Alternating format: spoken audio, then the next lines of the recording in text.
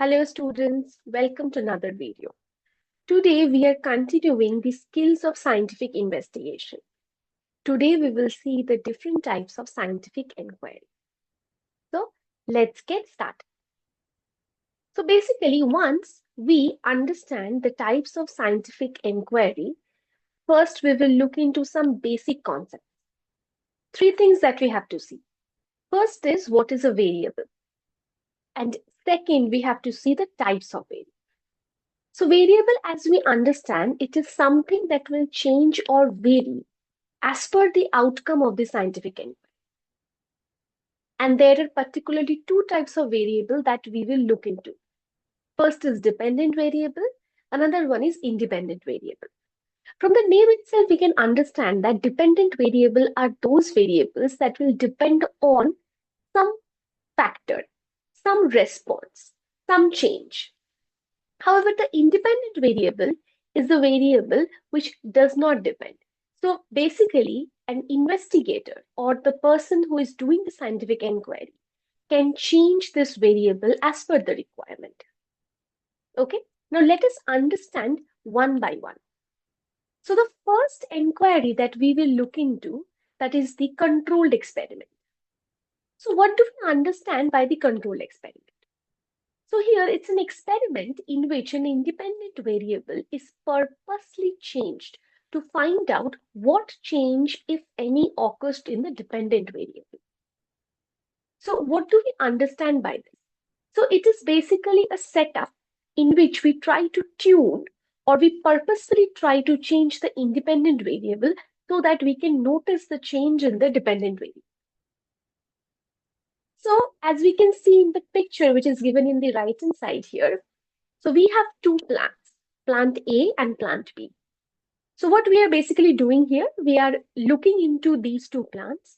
So the conditions such as the type of plant, the pot, the soil, everything is the same here. Okay. What is the extra thing that we are doing in this scenario is that for the plant A, we have added a fertilizer. But for plant B, we have not added a fertilizer. So that is something that we have changed. Otherwise, all the conditions are same for plant A and plant B. So basically, what is happening? If I'm adding a fertilizer, so basically my hypothesis or my tentative question to the problem would be that when the fertilizer is added to plant A, the plant A will grow more or it will be much more larger compared to that of the plant B. That is my hypothesis. And as we can see in the diagram that yes, plant A is comparatively bigger compared to that of plant B. So the next study that we will do, that is the observational study. So what do we understand in observational study? So observational study is from the name itself, as we can understand, it is the observations that we are going to do, right? So we are observing something, we are recording something, some kind of phenomenon that is being done in order in a scientific investigation. So that is called a observational study. So are we doing something in the observational study? No, actually we are not trying to manipulate any kind of variable in observation. As we saw in the controlled experiment, yeah, we were actually tuning some of the variable in order to find the other variable, right? But in this case, we basically are not going to do anything. We are going to only carefully observe it, watch it, then see what result is coming. So we are trying to gather the data. So a simple example can be a busy road.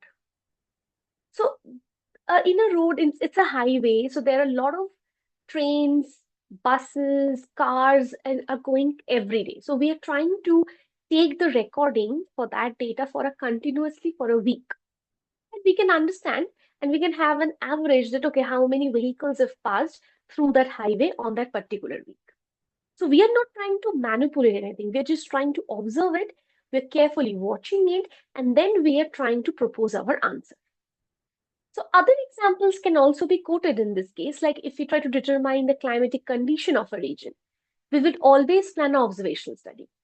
We will make different observations. Suppose for a period of 6 months, for a period of 1 year, we are trying to understand what is the temperature of the region, how the temperature is changing, what is the wind pattern, what is the rain pattern, what is the precipitation there, all these things we can record.